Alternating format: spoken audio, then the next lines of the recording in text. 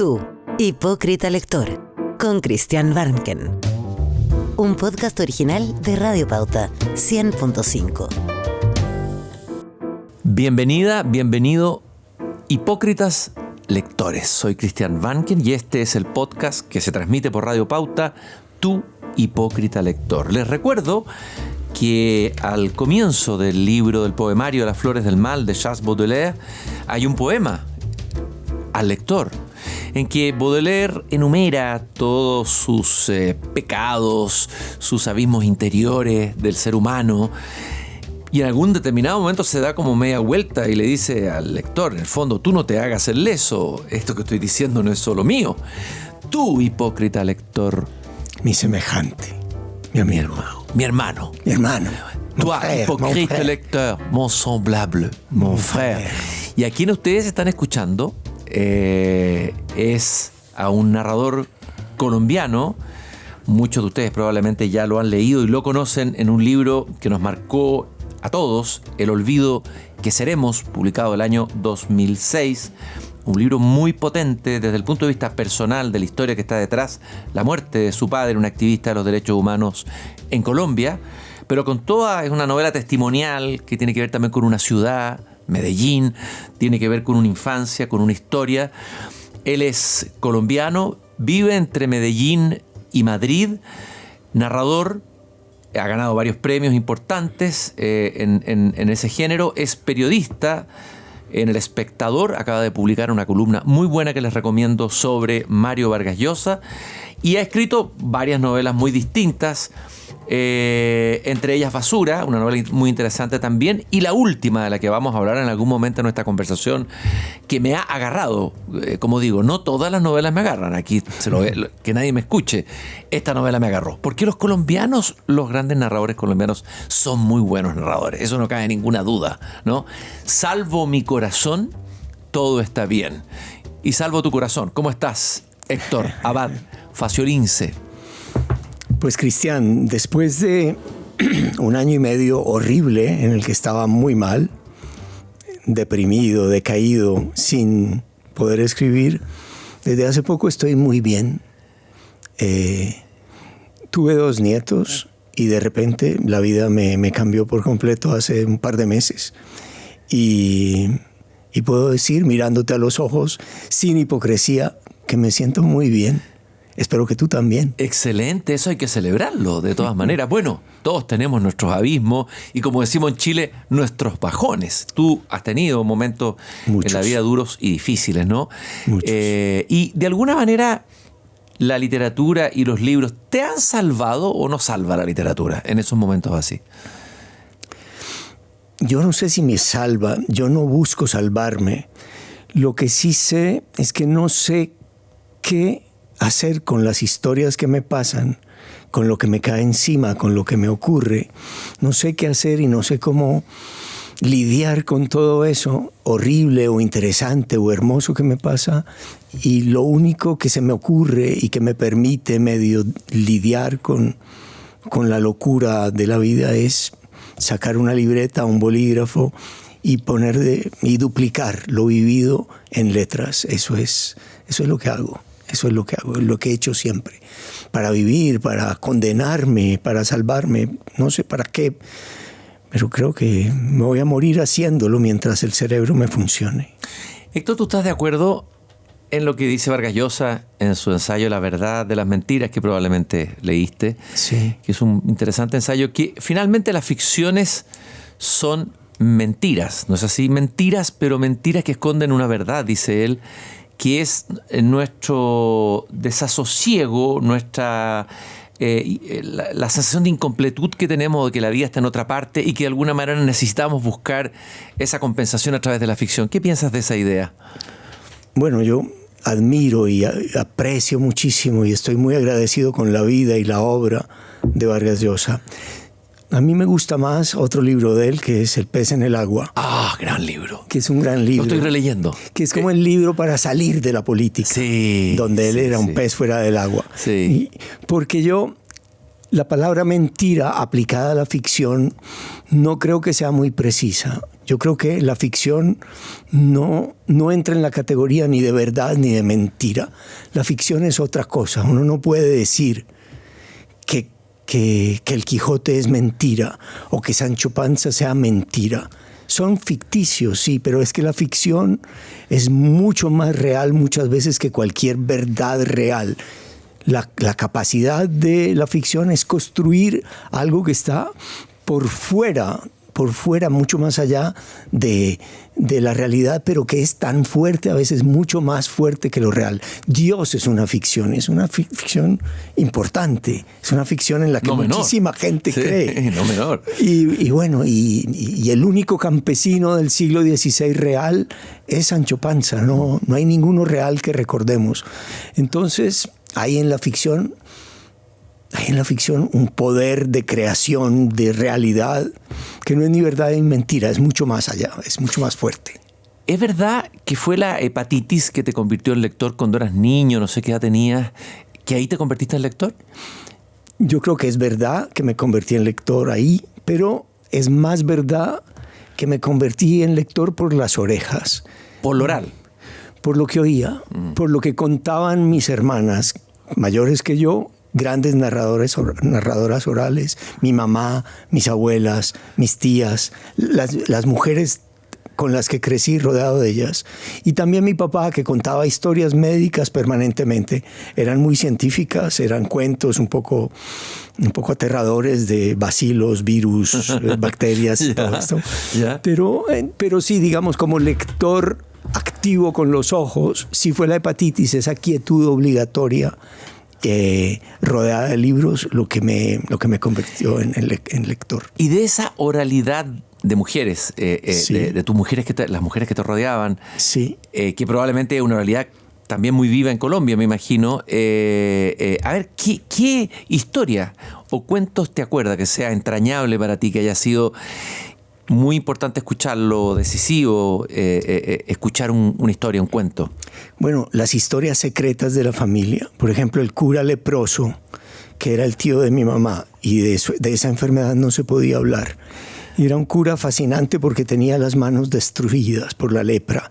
Y uno no sabía que tenía este cura al que nadie le recibía la comunión, porque les daba asco, pero todos íbamos a visitar al tío Luis, que era leproso, pero yo vine a saber muy tarde que eso se llamaba lepra, que es una enfermedad bíblica muy grave. Claro que sí. Es como una condena demoníaca casi, que necesita un milagro de Jesús para quitarte la lepra. Era un Job, este pobre ese sacerdote. Sí, era un cierto Job, le cayó una maldición terrible, ¿no? Bueno, Job es una historia fantástica, es que hay que saber todos, saber que el mundo es horrible, horrible, horrible, y que hay que padecer como Job. Y Job, muy raro, sigue creyendo en Dios a pesar de todo eso.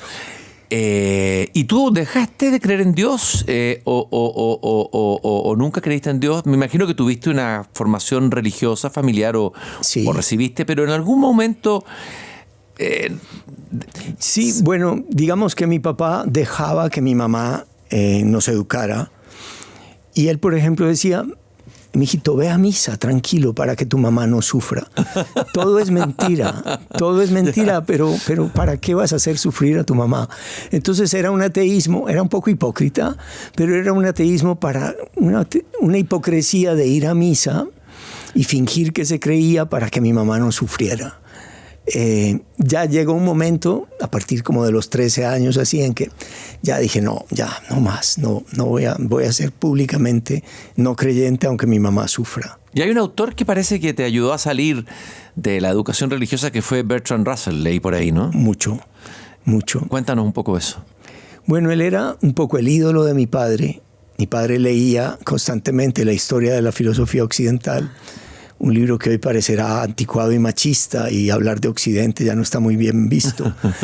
Pero, sin embargo, es una historia clara. Tenía Bertrand Russell una virtud inmensa, que era la virtud de querer ser claro con ideas complejas. Y eso se agradece, en eso filosofía, se si agradece no. Eso se agradece muchísimo. Sí, muchísimo, de todas maneras, claro que sí. Y yo tuve la suerte ya de viejo de que una traductora, mi traductora al inglés, Anne McLean, está casada con un pariente de Bertrand Russell. Entonces estuve en su casa. Estuve en su casa con su última hija, con Lady Russell. ¿Y sentiste la energía de Bertrand Russell ahí, la presencia? O muchísimo. Además me pusieron a dormir en la cama donde dormía Wittgenstein. ¡No! Y yo no podía dormir. Desde luego, ¿quién podría dormir en esa cama? Entonces esta señora me dijo, bueno, ahí dormía Wittgenstein cuando venía a visitar a Bertie. Pero también me impresionó mucho la incapacidad de Russell de ser racional en el amor y en el matrimonio. Él había decidido que tenía una pareja abierta y que ella podía acostarse con quien quisiera y él también, y no pasaba nada. ¿Ya? Y su mujer se acostó con un periodista gringo y quedó embarazada. Y él estaba en Estados Unidos, no había podido volver porque estaban en la Segunda Guerra Mundial. Y le dijo, no te preocupes, ten ese hijo, no abortes, no vale la pena, yo lo reconozco. Y lo reconoció. Pero luego volvió y ella seguía teniendo esta relación paralela y tuvo otro hijo, otra hija, no me acuerdo, con este periodista gringo que no valía la pena. Y Russell ya no lo soportó. Y el corazón lo traicionó y la razón no fue capaz de seguir teniendo esto. Héctor, ahí tienes una historia fantástica para una novela. Bueno, escribí un ensayo que se llama los motivos del corazón, que la razón no entiende, sobre esto. Pascal, la frase de Pascal, ¿no? De Pascal. Y qué buen tema, qué gran tema, esa decisión entre el pensador riguroso, racional, lógico, maestro de la lógica, y en su vida lo irracional. Que propone, que tiene ensayos muy bonitos sobre matrimonio y amor, y que predica e intentó practicar la libertad, y sin embargo llega un momento en que los animales que somos no nos permiten admitir todo esto. En el epígrafe, o sea, después del epígrafe de las citas en el libro que vamos a hablar, de la novela, tu última novela, Salvo mi corazón, todo está bien, se lo dedicas a tu madre, ¿no? A Cecilia Faciolince, con el amor de un hijo descreído a su madre creyente. Esta madre creyente, ¿qué cuento recuerdas que te haya leído? Me imagino que te leía cuentos, ¿no? Bueno, no, ella era una mujer práctica. Práctica, ya. Ella trabajaba. Ya. Ella, de ella no recuerdo que me leyera. Me leía a mi padre, me leían y me contaban historias. Mis hermanas contaban muchas historias familiares. Mi mamá hablaba con mucha seguridad, pero no me leía en público. Pero el libro, que yo lo escribí durante la pandemia y ella estaba muy aislada, sí quería ser para ella. Yo quería escribir un libro de curas buenos para ella, que había sido criada por el tío leproso y por otro tío que era arzobispo. Era huérfana y la habían criado curas. Dije, bueno, voy a escribir un libro de curas buenos para que mi mamá esté contenta después de estos 60 años en que la he hecho sufrir con mi ateísmo. Pero se murió mientras yo lo escribía, no lo alcanzó a leer. ¿Ateísmo o agnosticismo? Yo creo que soy ateo, pero soy un ateo manso y tranquilo. No militante, digamos. No, cero militante. No me interesa a nadie convencerlo del ateísmo. No, es más, creo que le hago un daño. Ahí soy más como San Manuel Bueno, mártir de Unamuno. Sí, claro. Que pierde la fe y sin embargo sigue predicando el cristianismo y a Dios, a sus feligreses, para que no pierdan el consuelo de la fe. No, es decir, a mí me parece un consuelo ilusorio y me parece una gran mentira. Una ficción bonita, pero una mentira. Pero no soy militante, porque yo no desprecio ni a mi madre ni a mi padre. Así como no desprecio ni mi ancestro español, ni mi ancestro indígena. Ni me siento orgulloso, ni me siento avergonzado de nada de esto. No me avergüenzo de nada. Pero me convencieron más los argumentos de mi padre sobre la mentira, la hipocresía de la iglesia, que los de mi madre. Eso es todo.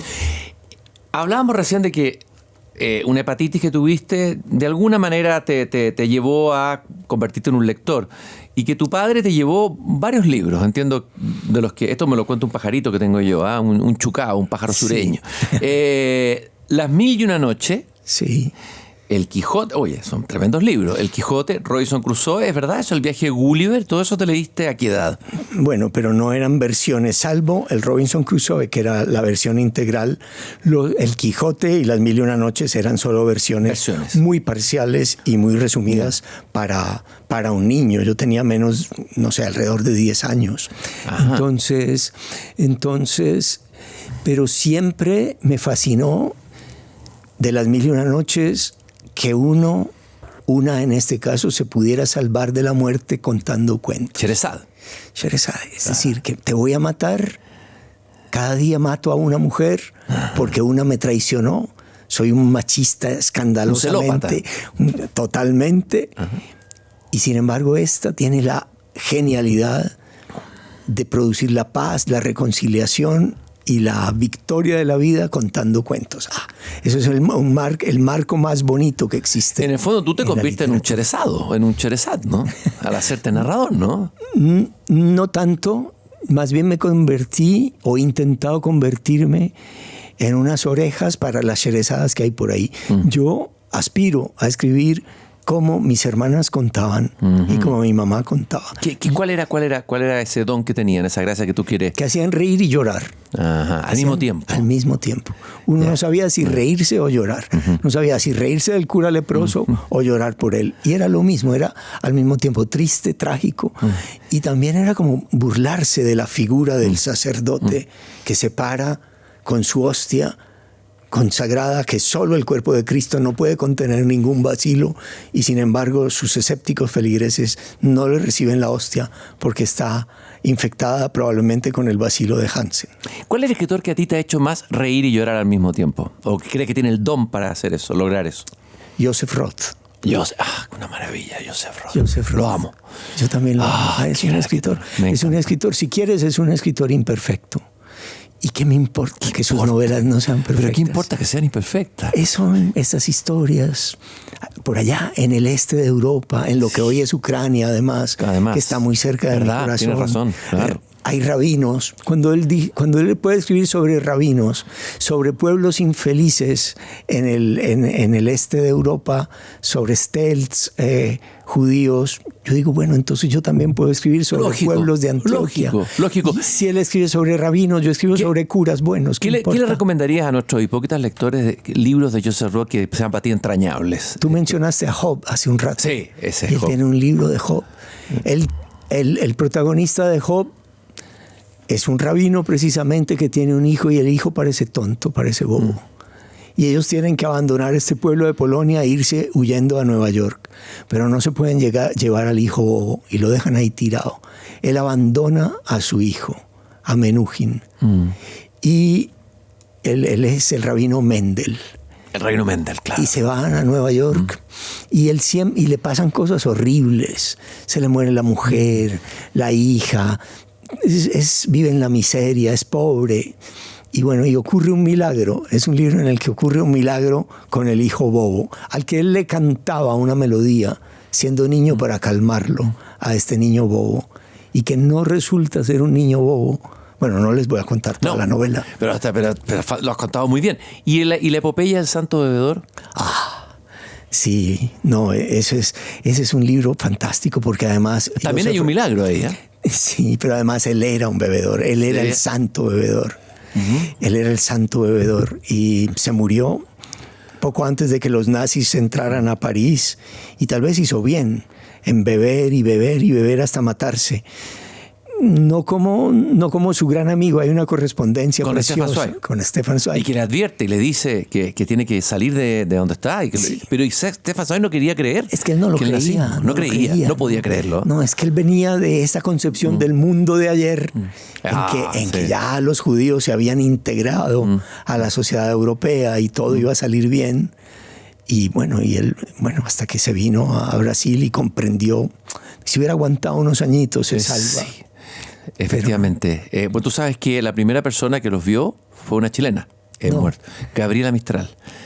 Era los su vio muertos. vecina en Petrópolis. No. Había estado con él creo que el día anterior, una comida. Ella era cónsul en Petrópolis y fue la primera y escribió una columna para el Mercurio contando el hallazgo de los cuerpos cuando le avisaron ¿me que la se había. mandas? La vamos a Quiero buscar leer. y te la vamos a enviar. Ay, Impresionante, no sabía. Sí, No es sabía. impresionante lo que ella habla de Sabía que uno de los últimos a los que le escribió fue a un escritor colombiano que le había ofrecido que fuera a Bogotá y él, bueno, no aceptó.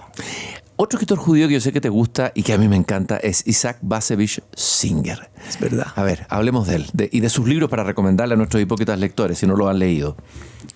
Sí, yo creo que nosotros, yo que soy no creyente, venimos de los judíos, de la tradición judeocristiana.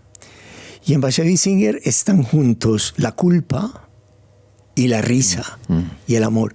Y una cosa muy rara, él creía en cosas en las que yo no creo, pero él creía en los espíritus, en el espiritismo, y eso en literatura no suena tan mal. En el último libro que yo acabo de terminar, hay un concepto de los judíos que a mí me gusta mucho, que es el del dibuk, que es que cuando alguien se muere y no ha completado todo lo que ha querido hacer en la vida, el dibuk, que es como un espíritu de la persona muerta, va por la vida tratando de vivir lo que no ha vivido. Y esa idea me parece mentira, pero muy literaria, ficticia, para no usar la palabra de Vargas Llosa. Yo pienso que este libro que acabo de terminar, de alguna manera, me lo dictó el dibuk de Victoria Amelina, que es la escritora que murió frente a mí en Ucrania por una bomba de Putin. Yo siento que ese libro, influido por Bashevis Singer, por las ideas de Bashevis Singer sobre los dibuk, me lo dictó ella. Hablemos de esa escritora ucraniana y cuéntanos la historia, porque probablemente muchos auditores chilenos no la conocen, la historia, que es una historia muy impresionante. Bueno, yo fui a Ucrania, fui aquí a la Feria del Libro, como vengo aquí a una Feria del Libro también. Porque salía el olvido que seremos en ucraniano y porque mis editoras vivían allá y no tenían miedo. Entonces yo me sentía como que no tenía derecho a tener miedo. Y allí presentamos también una campaña que ideó un colombiano muy valioso, Sergio Jaramillo, una campaña a favor de Ucrania, de latinoamericanos a favor de Ucrania, que se llama Aguanta Ucrania. Y ahí, en la presentación de esa campaña, conocí a una escritora joven de la edad de mi hija, 37 años, Victoria Amelina, que estuvo con nosotros presentando la campaña. Y ahí ellos me convencieron de ir más cerca del frente, hacia el este de Ucrania, más cerca de donde estaba la línea de batalla. Yo no quería ir, me daba miedo, yo no soy un activista ni nada, ni un valiente, pero me convencieron y fui. Y Victoria nos llevó a muchos sitios donde Rusia, donde Putin y su ejército habían cometido crímenes de guerra espantosos que ella estaba dedicada a documentar. Y el último día, para agradecerle, fuimos a una pizzería que a ella le gustaba mucho en la ciudad de Kramatorsk y acabábamos de pedir. Ella pidió una cerveza sin alcohol. Sergio Jaramillo, el ideador de la campaña, había decidido saltarse la ley seca y pidió vasos con hielo para brindar con whisky. Y él estaba debajo de la mesa sirviéndose su whisky y acababa de entregarme a mí mi propio whisky. Y en ese momento cayó un misil sobre la pizzería en la que estábamos. Y yo, como soy sordo por este oído, todavía no usaba audífono. Me había cambiado de puesto para poder oír lo que decía Sergio, que vocaliza muy mal. Y del puesto del que me fui, lo ocupó Victoria frente a mí. Y estábamos en la terraza de esa pizzería. El misil cayó en la parte de adentro de la pizzería, donde hubo 12 muertos instantáneamente, entre ellos 2 gemelas. Y esto para mí, yo no sabía que iba a tener nietos gemelos. Mira, sincronía se llama eso. Y eso me afectó mucho, porque eran 2 chicas de 14 años, que su padre las llevó a comer pizza también, y él sobrevivió y ellas murieron. ¡Oh, qué terrible! Que es lo peor que puede pasar. ¡Qué brutal! Es lo peor que te puede pasar. ¡Qué brutal! Yo con eso no soporto pensarlo. Y bueno, entonces, y la única persona que murió en la terraza fue Victoria Amelina, una escritora valiente, dedicada a documentar los crímenes de guerra de Rusia. Y yo, que me cambié de puesto con ella, sobreviví. Y eso me produce esto de la culpa. Que estábamos hablando de Singer, ¿no? De la culpa por estar vivo. Claro. Y sin embargo, también la alegría de seguir vivo. de no haberles hecho eso a mis hijos, que me odiaron y me recriminaron muchísimo que hubiera hecho ese segundo viaje dentro del viaje. Victoria falleció pocos días después, nunca se despertó, tenía una herida por detrás en el occipital. Y bueno, y yo quedé con eso. Dije al principio del programa que estaba muy mal y quedé muy mal. Evidente. Un año y medio. ¿Quién no puede quedar mal ante eso? Un año y medio de depresión y de dificultades para escribir. Pero estoy aquí y acepté venir a Chile porque estoy bien, porque mis nietos me dieron como la sensación de que hay esperanza en la vida a pesar de los horrores políticos que estamos viviendo en este momento. En Estados Unidos, desde luego, en Colombia, en todas partes. La desmesura, la locura, etcétera, ¿no? Darle la razón a los invasores, a los asesinos. Es una cosa incomprensible. No, es incomprensible y es inaceptable. Sobre todo. Estás escuchando un podcast original de Radio Pauta, 100.5. Héctor, a ver... bueno, y Singer, ya. Y volvemos a decir, no, pero es que estuvo... y Singer... ¿Cuáles son los libros que tú recomendarías a nuestros hipócritas lectores? Los que te parecen más fascinantes de él. Hay uno que se llama Sasha, que también es como de una... Él tenía... Bueno, en eso se parece al de Joseph Roth. Es una mujer que parece tonta. Que parece tonta y es un personaje encantador. Los cuentos de Singer me encantan. Los cuentos en general, todos los cuentos de él. Hay uno que se llama Amor Tardío, de un viejo... tan viejo como yo, tal vez más, que se enamora tarde en su vida. Y que es un bellísimo cuento. También de culpa y de incapacidad de, no sé, de consolidar el amor en un momento en que uno ya está fuera de combate. ¿Y alguna novela de él? Y alguna novela de él. Bueno, Sasha es una novela. Es que yo soy un experto en olvidar. En este momento no me acuerdo. No importa. Quiero ir ahora a algún libro que en tu juventud, ya vimos que a los 10 años te llegaron estos libros en versiones de tu padre. Un libro que te haya llegado, no sé si por azar o porque alguien te lo pasó. Estaba leyendo Pez en el agua y Vargas Llosa se encuentra por azar con los hermanos Karamazov en la casa de su tío en Piura, ¿ya? Y no sabía lo que estaba leyendo y fue una conmoción, ¿no? Y no sabía el por qué era esa conmoción. Algo parecido así, una novela, un libro, sobre todo imagino novela, ficción, con el que te hayas encontrado y que haya producido una conmoción como la que le produjo los hermanos Karamazov a Vargas Llosa. A mí, curiosamente, Dostoyevsky nunca me sedujo. ¿Nunca? No, ¿Le faltaba humor, tal vez? Ay, sí, todo era tan serio. Tan profundo. Sí, pero no sé, a mí la profundidad seria, yo prefiero la profundidad que sonríe. Pues prefiero a Tolstoy 1000 veces. Bueno, entonces, ya que estamos en Rusia, pues quedémonos en Rusia. Eso. Quedémonos en Rusia. Hay tanto. Uf. Sí. Está Chekhov. Uf, los cuentos de Chekhov son maravillosos. Sí. Y sus obras de teatro también. Pero a ver, un libro que me haya deslumbrado, sacudido y conmovido profundamente. Son tantos que me cuesta mucho escoger. ¿La muerte de Iván Illich podría haber sido? Un libro médico. Tardío. ¿Sí? Una historia médica. Sí. Una historia con el padre, con todas las historias médicas de tu padre. Las historias médicas me interesan. ¿Ya? Sabes, a mí, curiosamente, tal vez lo que más me conmueve cuando leo es la poesía. Eso te iba a preguntar también. Supe que la poesía había sido importante en tu formación como lector, ¿no? La poesía me conmueve mucho. Ya. Pienso que para cualquier prosista es muy importante leer y aprenderse poemas de memoria de los grandes poetas de nuestra lengua. Para mí, descubrir a Antonio Machado, que lo descubrí joven, de una manera muy banal, gracias a Serrat. Gracias a su disco. Serrat, claro. Sí, lógico. A su disco sobre Caminante Machado. no hay camino. Exacto. ¿No? Pero luego descubrir que hay un poema de él que yo obligué a mis hijos a aprenderse, que es un poema que a mí me produce mucha tranquilidad. A ver. Y que yo aspiro a que a mis hijos... Es un poema breve, es un poema sencillo, que dice así, no tiene título, dice: sabe esperar, aguarda que la marea fluya, así en la costa un barco sin que el partir te inquiete. Todo el que aguarda sabe que la victoria es suya, porque la vida es larga y el arte es un juguete. Y si la vida es corta y no llega la mar a tu galera, aguarda sin partir y siempre espera, que el arte es largo y además no importa. Oh. Es muy bonito.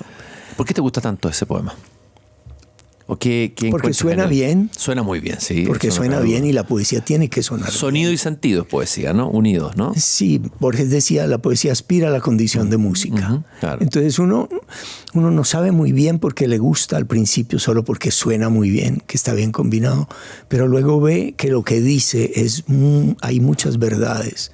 Que el arte sea un juguete, que nos dedicamos a escribir como los niños juegan, es verdad. Que el arte es largo, sí, que es difícil y que el barco puede partir o no partir, pero que no importa. Pero que si uno espera, aun triunfe o no, está bien, porque es en el ejercicio de seguir jugando donde la vida se justifica. Entonces es ahí. Pero es raro que cuando me lo preguntas, no se me ocurre una novela de inmediato que haya producido en mí lo que tú describes. ¿Y si un poema? Y si un poema. Claro. ¿Qué pasa con las novelas? A ver. Si yo pienso en México, pienso en Pedro Páramo. Desde luego. Si yo pienso en Francia, yo pienso en la educación sentimental. De Flaubert. Si yo pienso en Rusia... ¿Más que Madame Bovary? Más que Madame Bovary, me gustó más la educación ¿Por qué? sentimental. Tal vez porque me interesaba más esas historias de jóvenes que se enamoran de señoras mayores, como en los libros de Balzac, como en Ilusiones Perdidas. Les Illusions Perdues. Qué maravilla de libro. Ilusiones Perdidas. Bueno, ese es un libro que me deslumbró. Es un gran libro. Qué gozo leerlo. Sí. Y releerlo, ¿no? Y releerlo es maravilloso. Y saber que él al final de su vida, un solterón, se fue a casar a Ucrania, a la ciudad de Berdichev, donde nació nada menos que Joseph Conrad. Imagínate. Y donde nació otro escritor que a mí me conmueve muchísimo, otro judío, Vasily Grossman. Vasily Grossman, claro. Vasily Grossman. Ese es tremendo. Ese es tremendo. Es tremendo. Es tremendo. ¿Qué libro de él? Vida y Destino. Vida y Destino. Y tiene un libro de cuentos donde hay un cuento que es la carta de una madre a él en Bardichev, en la ciudad donde fue Balzac a casarse con una condesa, como sus personajes siempre aspiraban a casarse por encima de sus posibilidades, como en Ilusiones Perdidas.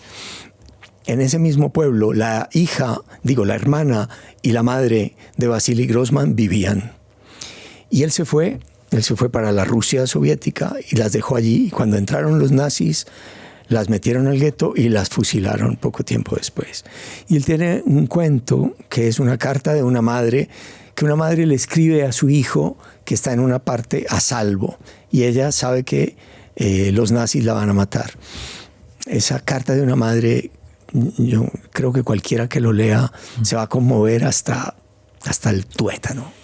Tú escribiste una carta. ¿Has escrito cartas tú? Cartas cartas personales, pero que podrían ser libros, tal vez. ¿Te ha interesado ese género epistolar? Bueno, yo escribí muchas cartas de amor. Ya. Cartas incluso como de 30 páginas. ¿De 30 páginas? Sí, cuando era muy joven y me enamoraba excesivamente, escribía muchas cartas de amor. ¿Ya? Y de niño, como mis hermanos hablaban, también me comunicaba por carta con mi papá, porque ellas no me dejaban hablar a tiempo. Siempre decían las cosas inteligentes y graciosas antes que yo. ¿Y esas cartas las conservaste? No. Ya, no. Se perdieron. Se perdieron, creo.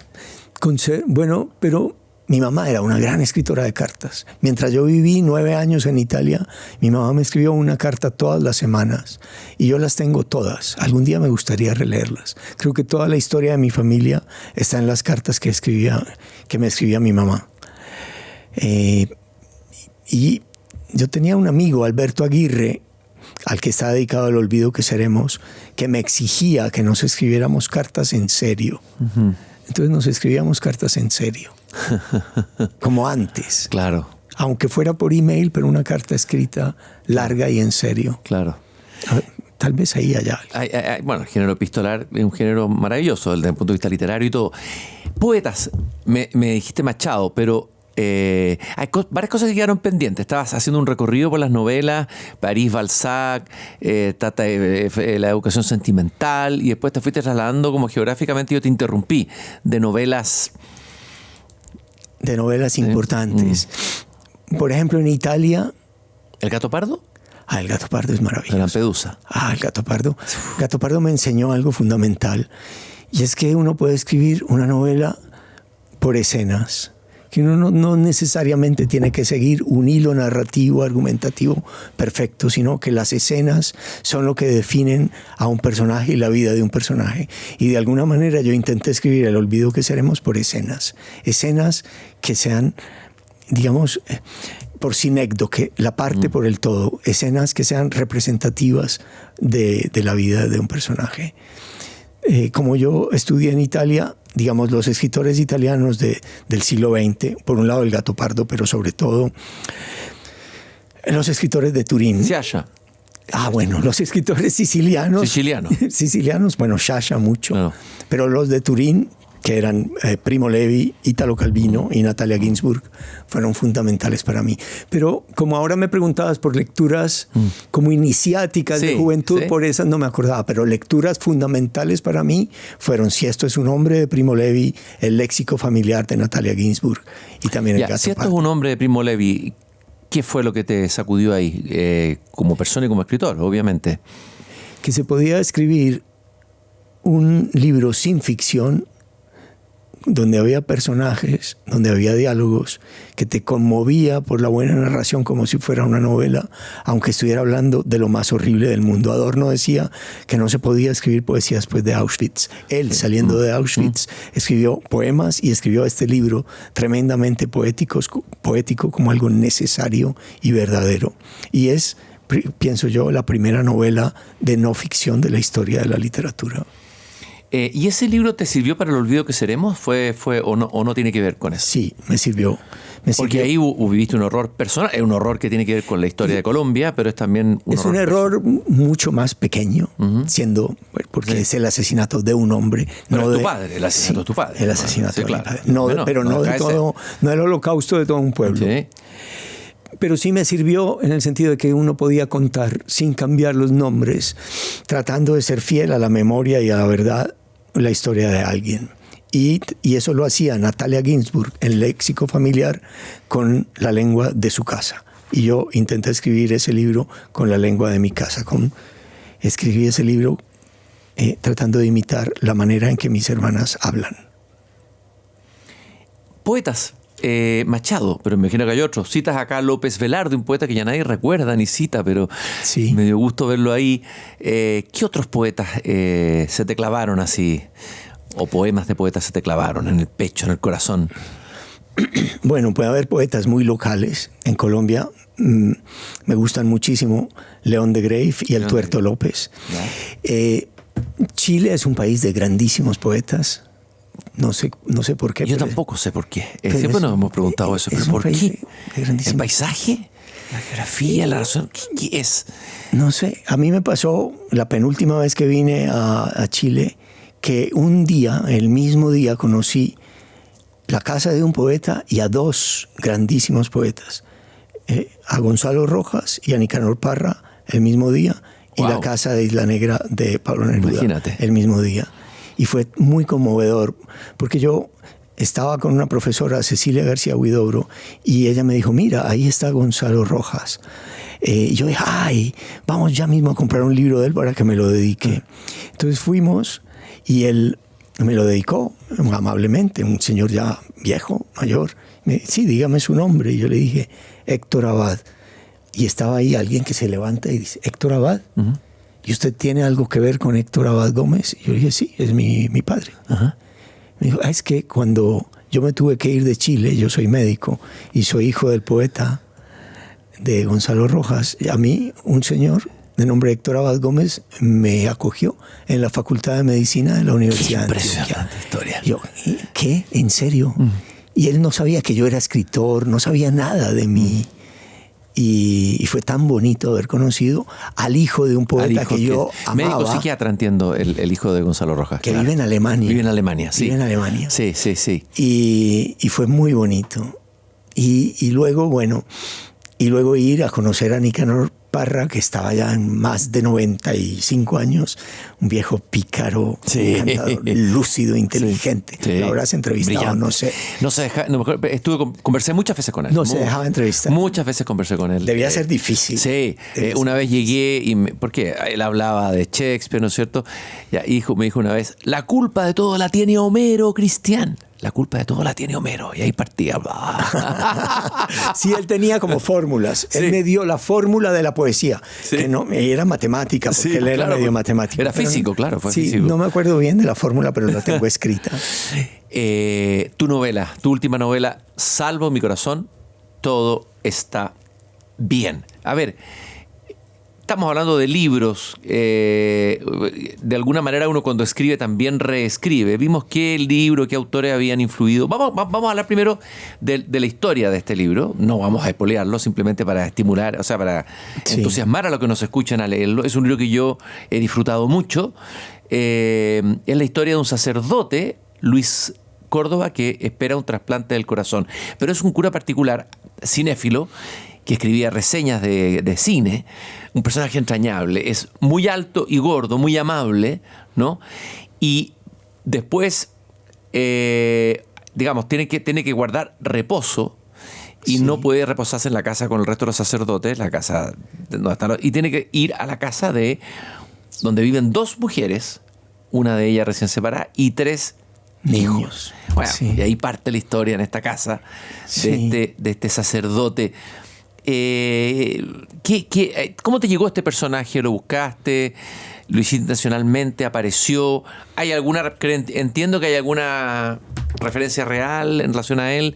Yo, Cristian, no tengo imaginación, solo tengo mala memoria. Ya. Y con mi mala memoria escribo, porque la mala memoria se parece mucho a la fantasía.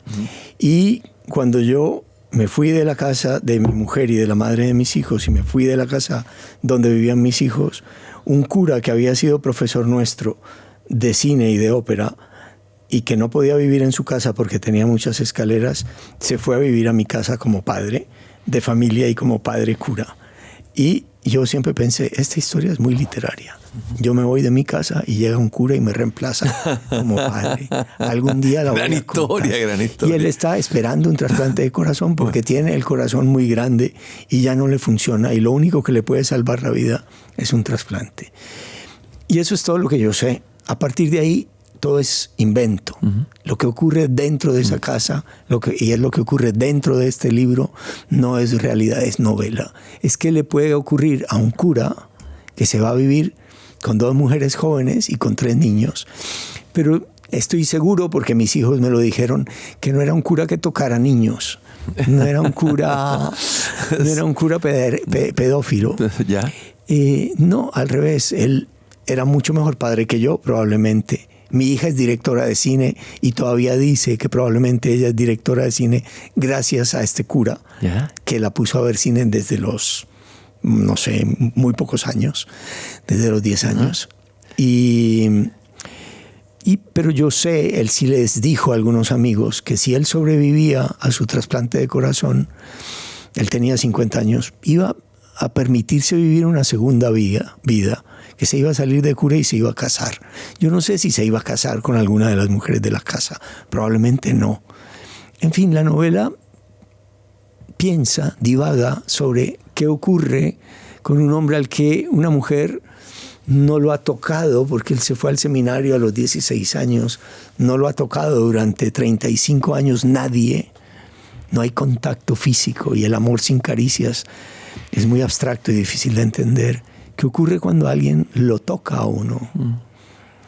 Él sí me dijo una vez, esto también es verdad, que escribiéramos un guión juntos, que escribiéramos un guión de un cura que va a salas de masajes.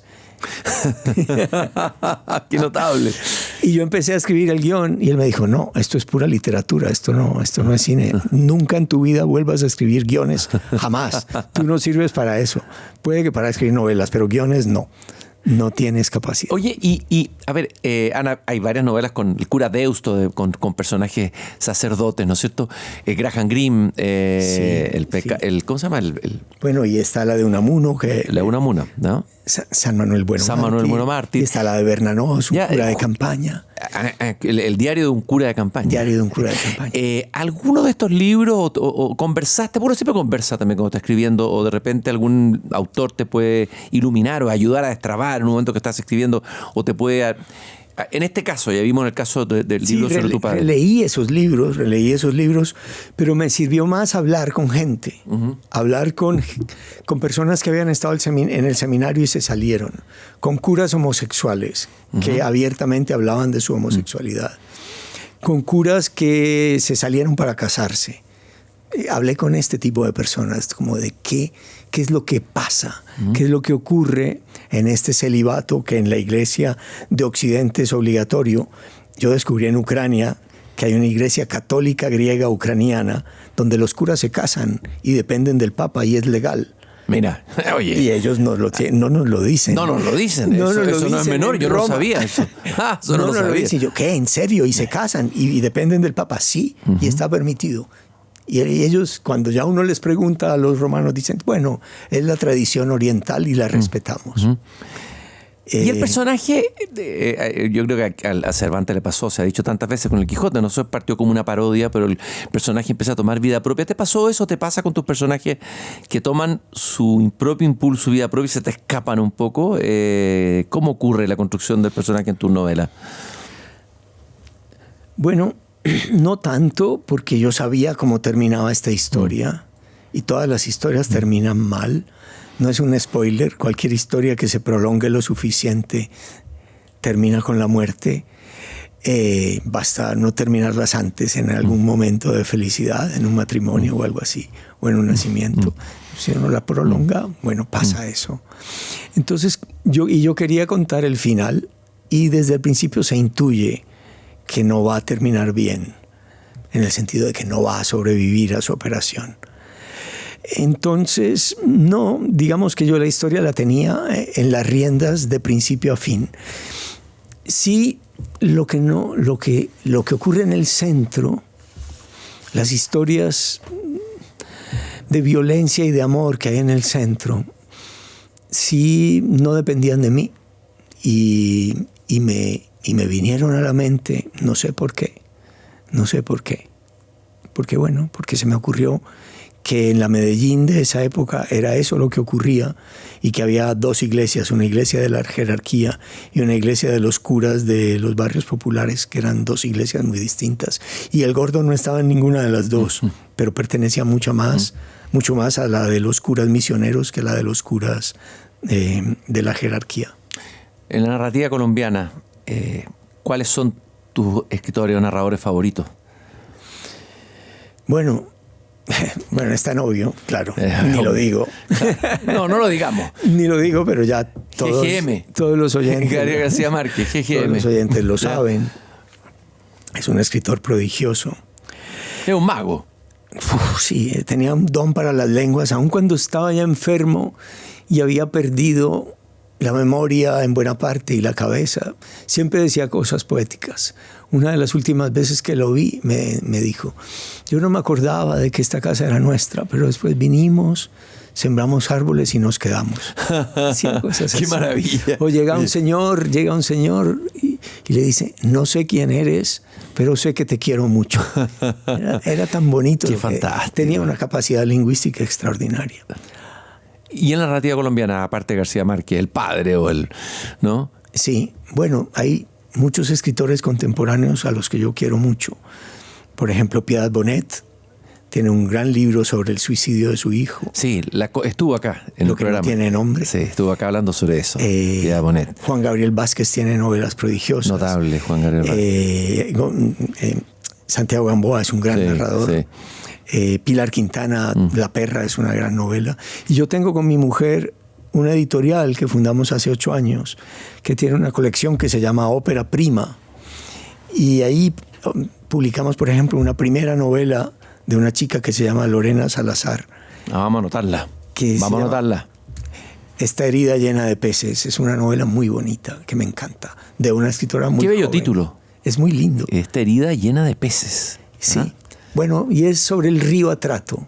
Es una historia muy bonita. Es una mujer blanca que recibe de una mujer negra un niño que ella no lo puede criar. Pero a los 5 años la mujer negra le dice, devuélveme el niño. Y ella tiene que irse por el río a devolver este niño que ha criado como su propio hijo. Es una novela en un viaje por esa herida llena de peces. Que es sugerente. Es muy bonito. Héctor, me encantaría seguir conversando, pero no quiero torturarte tantos minutos más. Me gustaría que cerráramos tú leyendo un fragmento de tu novela. Hablamos de la oralidad, de lo importante que es escuchar, para que alguien escuche tu propia voz, un fragmento de la novela que tú escojas, puede ser el comienzo, puede ser otro. Héctor Abad en Tu hipócrita lector vino a Chile a hablar también de su novela Salvo mi corazón, todo está bien, autor del olvido, ¿qué seremos?, de Basura, Lo que fue presente, La oculta, en fin. Aunque Luis fuera cura como yo, muy pocas personas le decían padre. Yo le decía Córdoba y casi todos sus amigos le decían gordo. Ahora él, al padre Luis Córdoba, le habían impedido regresar a nuestra casa en la esquina de la Carrera Villa con la calle San Juan. Al fin se le permitía salir de la habitación compartida donde había pasado las últimas semanas en la Clínica León 13, pero no podía volver a su casa, a la casa donde vivíamos juntos desde hacía 20 años. Para él eso era como un destierro y para mí, su compañero y su mejor amigo, como un exilio que me impedía cuidarlo, como un divorcio involuntario que los dos estábamos obligados a aceptar. Mi único consuelo era que había encontrado un buen sitio donde refugiarse mientras esperaba a que alguien muriera para salvarlo a él. Su vida dependía de una muerte ajena y este era un sacrificio que yo, aunque quisiera, no le podía ofrecer. Héctor, yo te quiero agradecer mucho esta conversación. Yo por lo menos la he disfrutado muchísimo. Gracias. Anoté muchos libros que hay que leer y otros que hay que releer. Héctor Abad en Tu hipócrita lector. Muy bienvenido a Chile y bueno, sigue deleitándonos con tus narraciones, desde luego. Gracias, Cristian, por haberme traído a tu programa tan bonito. Y nosotros, queridos hipócritas lectores, nos volvemos a encontrar el próximo viernes cuando se estrena el capítulo de Tu hipócrita lector en Pauta a las 8 de la tarde. Pero también lo pueden buscar en Spotify y en la página de pauta.cl si quieren encontrar otras conversaciones, espero tan interesantes como esta. Hasta la próxima, Tu hipócrita lector. Tu hipócrita lector, con Christian Warnken. Un podcast original de Radio Pauta 100.5.